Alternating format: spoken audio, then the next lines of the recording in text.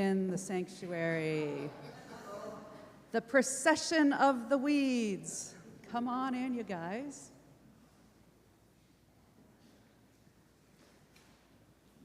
Wow, that's a lot of weeds you found. Thank you, Jane. All right, sorry, Micah.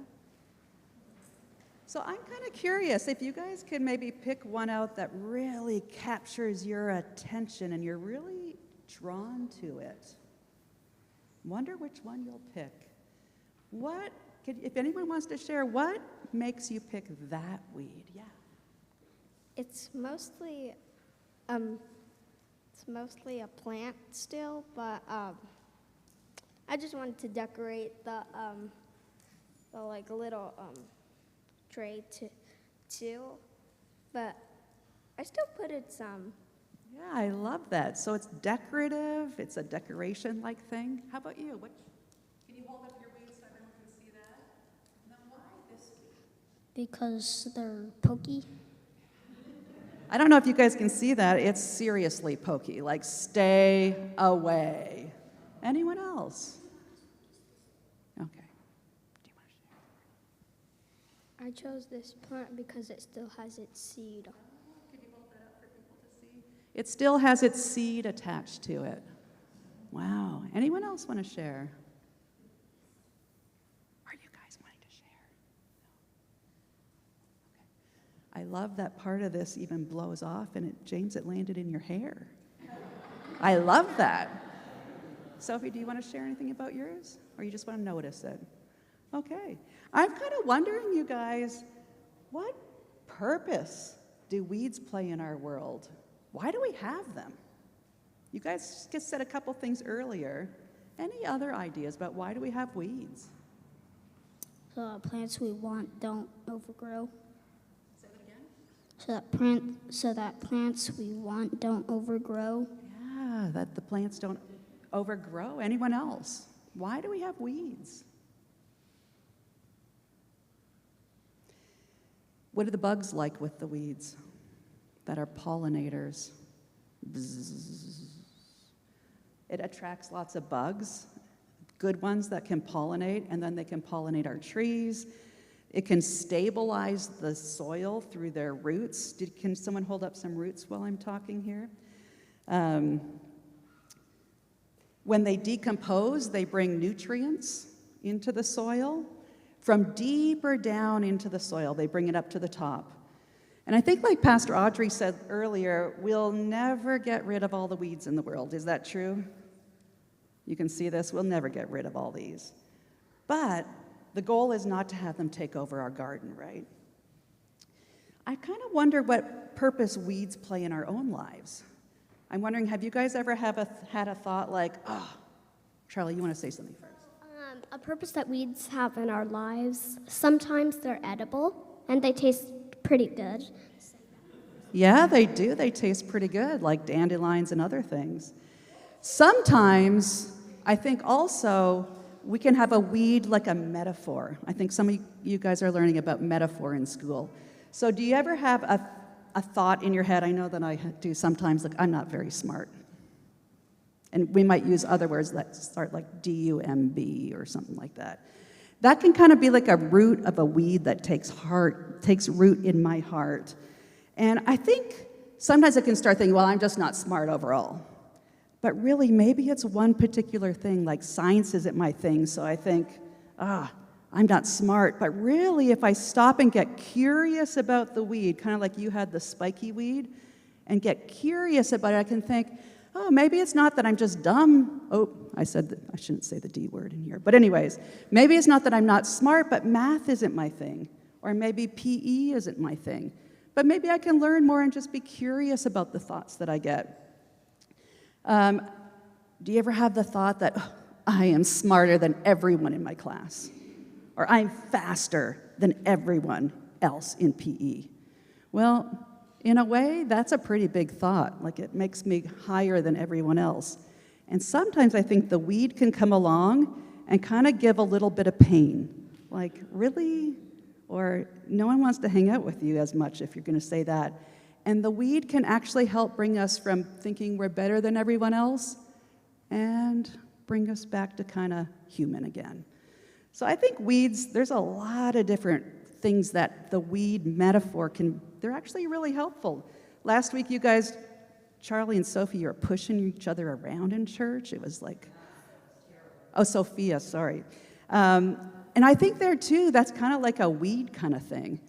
But through that, you guys can learn that, as we say sorry, as we talk about our feelings and what it did to us, the weed of the pushing actually helps us become possibly better friends. So if you guys want, you can bring a weed to your chair or to your art station as I'm going to keep talking up there. So thanks for helping me with the beginning of the talk today.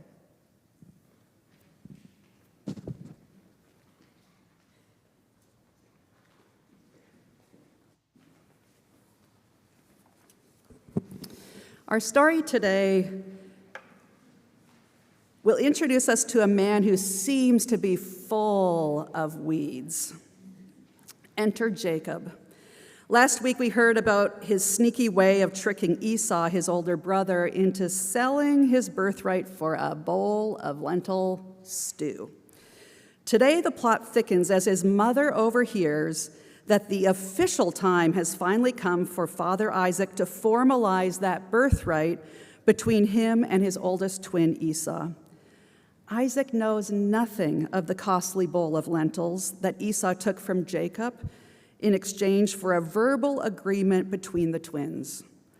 Isaac asks Esau for wild game that day so that they can celebrate with a meal and do the ritual of the birthright. So Esau goes out and hunts.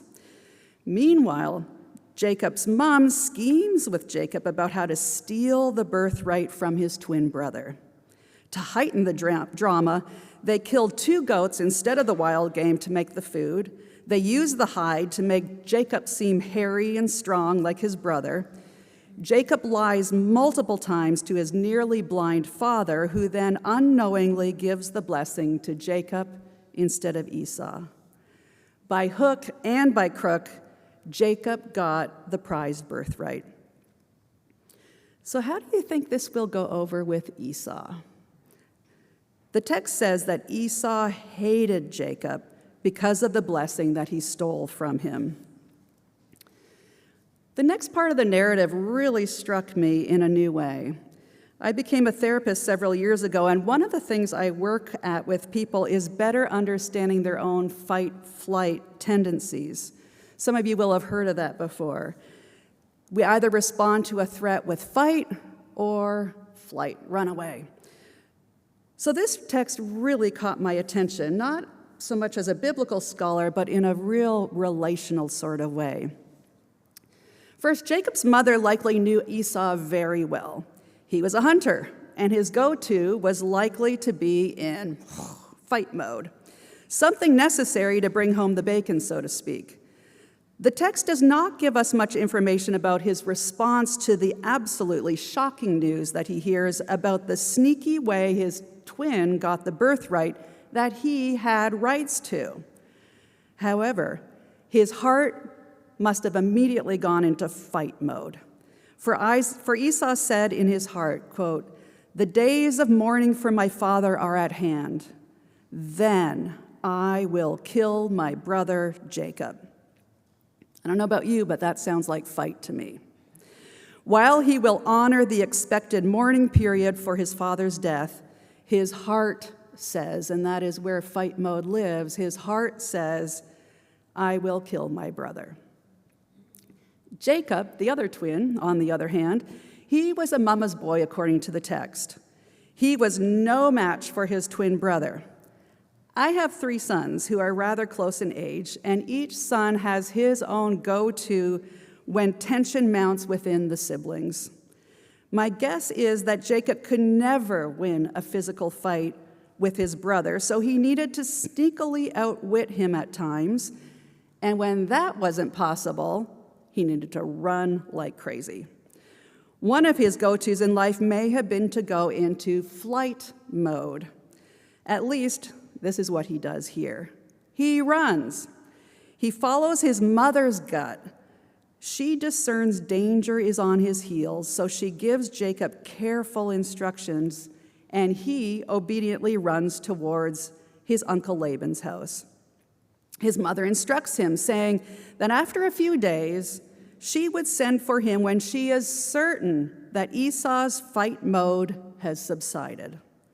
This is a great idea, actually. Good to take breaks from someone with whom we have a conflict if there is not a way to repair in the moment. Let the adrenaline, let the cortisol that's pumping through our nervous system subside so that we can get out of the part of us that sends us either into running or into fighting. However, one of the tragedies in this story is that what was supposed to only be a few days cool down turns into 20 years of no communication. In fact, Jacob never sees his mom again, as she dies before he returns home to work at repair. I wonder if some of us can relate with that part of the story. The story doesn't tell us if Jacob experienced shame. All we know is that he ran away for his survival and found himself en route in a wild place. And now there's a shift in the plot.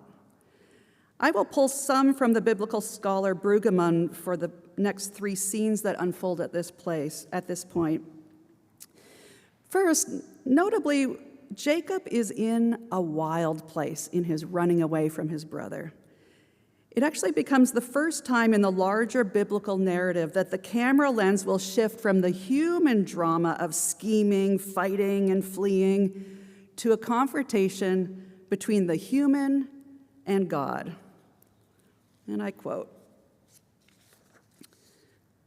"God is the one who has been working behind the scenes to arrange the birthright and the beginning of pulling together his people."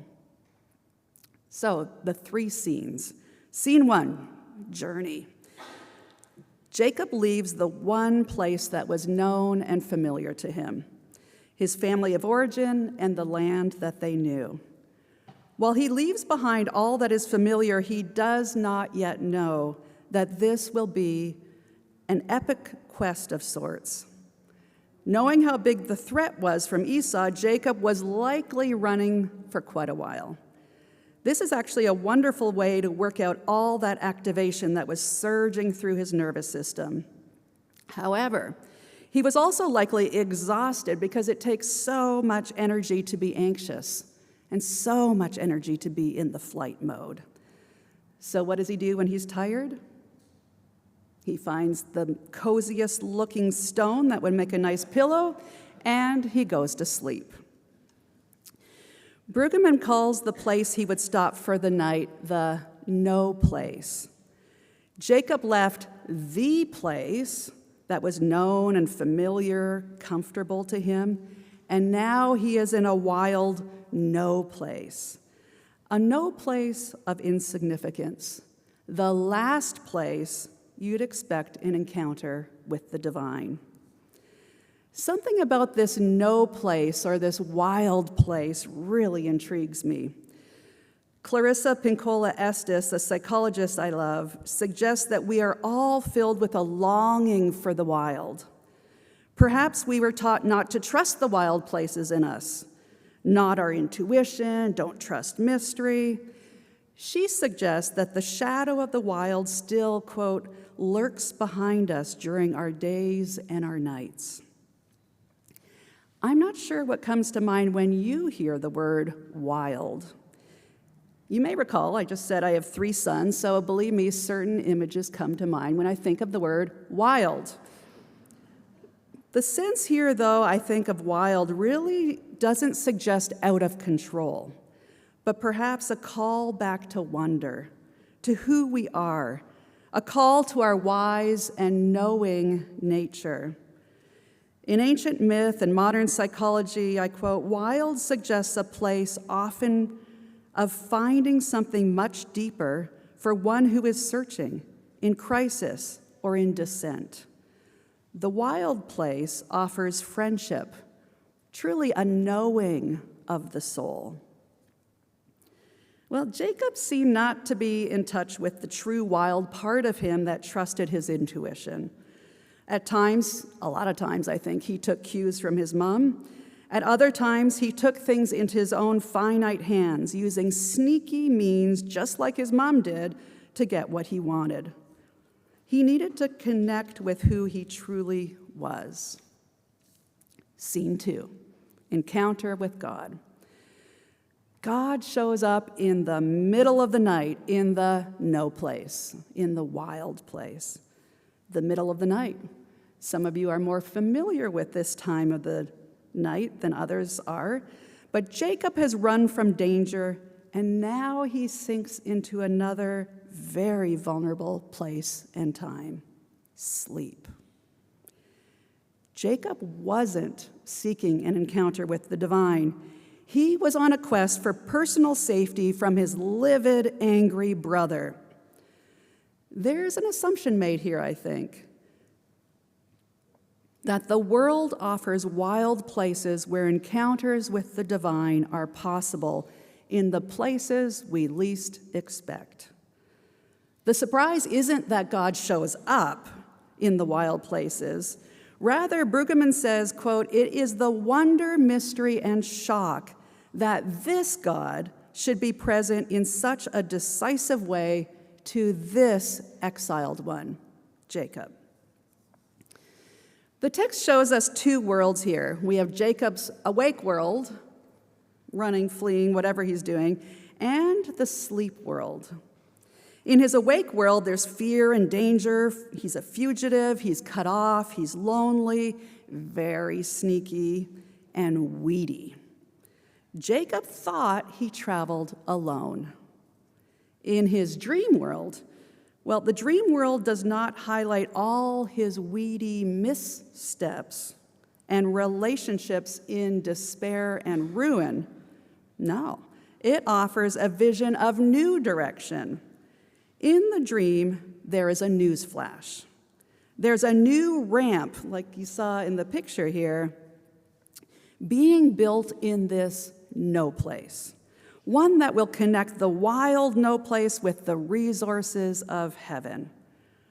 A ramp. We could start singing, "We are climbing." The pianist is smiling. Jacob's ladder here. Not exactly a ladder, but in this image, it refers to something called a ziggurat, which is a terraced tower to house gods. Large ramp-like staircases that head up to the very top. I remember once Pastor Brian was preaching and he showed a picture of some Egyptian structure with these massive ramps going up to the top. Why? Well, so people can encounter the divine from the earth and vice versa. These two worlds are not separate realms, but interconnected. What I have is yours, what you have is ours. This is the reign of God, or as Pastor Audrey often says, the kingdom of God, here and now. The old reign of flight, of fight, of terror transforms, of shame transforms.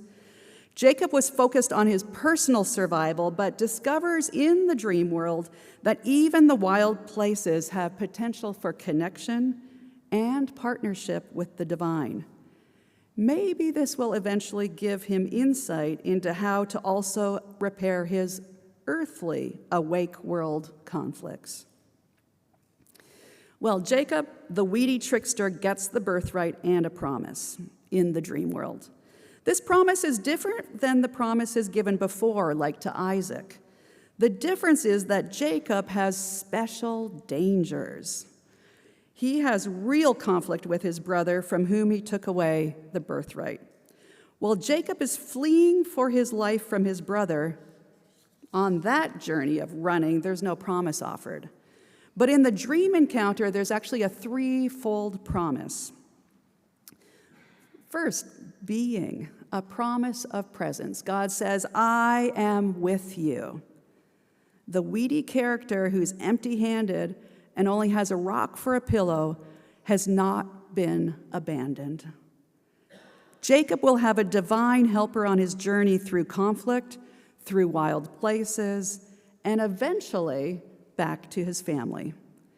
Jacob's God is, quote, willing to cast his lot with this man, to stand with him in places of threat. Second part of the promise, doing. It's a promise of action. God says, I will keep you. I will protect you, guard you, be with you in trouble, in conflict. I will stand with you when you are defenseless or when you feel defenseless. Third part, in the dream, God offers a future hope, a promise of homecoming for this displaced person. Homecoming for those who have been violators and or been violated. Possibility for repair. Reframing of his likely despair, possible hopelessness, and potential shame. Threefold promise. Dreams are pretty cool. Scene 3. We're now awake. Jacob's awake. So now we have Jacob's response. While the promise arrives in the dream world, the response comes in the awake world. What does Jacob do? He transforms. He turns from the fear, flight, possible shame mode and embraces God's presence that brings deep safety. He honors that the divine met him in the no place, the wild place. Jacob, he puts up a monument to honor the new found place that is called, anyone know? Bethel. Jacob does not, well, it comes to be called Bethel because of this encounter. Jacob does not remain passive, though, in his awake world. He doesn't remain helpless or immobilized. He makes his own promise of response. He reorients his life. And it's very curious, I don't know if you caught in Jacob's response, if God, you do all these things and eventually bring me back home and repair, then, I always do if-then with kids, then I'll worship you and I'll be true to you and whatever. But regardless, Jacob is not passive. He is on now a different vision or a journey of mobilization. But remember the weeds? It's not a clear-cut new transformation between the dream world and the awake world. Jacob will go on to trick Laban, his future father-in-law, by sneaky ways of increasing his own flock and decreasing Laban's flock. He will then be tricked back by sneaky Laban and have to marry the oldest sister to the lady he's in love with. Then he has to work another sneaky 7 years to get the lady he was actually after in the first place. He will later be tricked by his own sneaky sons who sold his favorite son, Joseph, into slavery. Then this Joseph, do you pick up some intergenerational stuff here, will later trick Jacob and his older sons when they unknowingly meet up with him in Egypt. And we could find a whole lot of other sneaky moves in this family. The weeds, they really are prolific. But God keeps showing up despite the weeds to be with us, partner with us, and bring us protection, even though we're kind of fugitive-like. God offers his being, his keeping, and all future hoping. I get comfort from knowing that Jacob is in process all throughout his life journey. Knowing how sneaky Jacob was, he definitely had many opportunities to keep working on repair with others, with himself, and with God. Valerie Brigman, a biblical scholar, asks a few reflective questions of the text, and I want to share a few of those with you. She wonders, have you found yourself in wild places? What encounters have you had that renamed you from fugitive to one with a purpose? And last, can we imagine a world different from the place we currently find ourselves in? I had my own question. I wonder what it's like for you to have both weeds and wheat cohabitating within you and your experience on your journey. I brought along my arch nemesis today for my conclusion. Drum roll.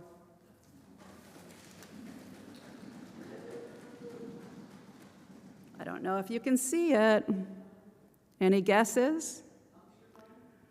Maybe you have a more technical term than I do. Spurge. Is that the same? Does anyone have this in your yard? Okay, I grew up in Canada, doesn't exist. I'm told every time you pick spurge, it releases seeds. It's very generous, and new spurge grows back. Well, it's been visiting me ever since I've moved to Fresno. In fact, yesterday I pulled some out and I thought, oh shoot, those would have been good ones for my sermon. And Greg said, oh, don't worry, I'll find some others, darling. Just when my yard is cleared of this weed, she shows up again. So I've learned that I just keep chipping away. I could get mad at the spurge. Fight mode. I could run away from her. I could feel shame. It must be because I'm so awful that this spurge only grows in my yard. Or I could pull her out and throw her into the compost, I suppose, but she will keep persisting. I could also befriend her, just enough to catch her sneaky ways. Oh, there you are. I knew you'd show up. You always do. I could keep working to repair with myself when the spurge takes root in me. I could keep working to repair as the spurge takes root in my relationships. Or as I look at the world around me and wonder where the spurge is taking over in this world. But through it, I could trust that the divine will show up and be a larger force in the wild places of our world. Amen.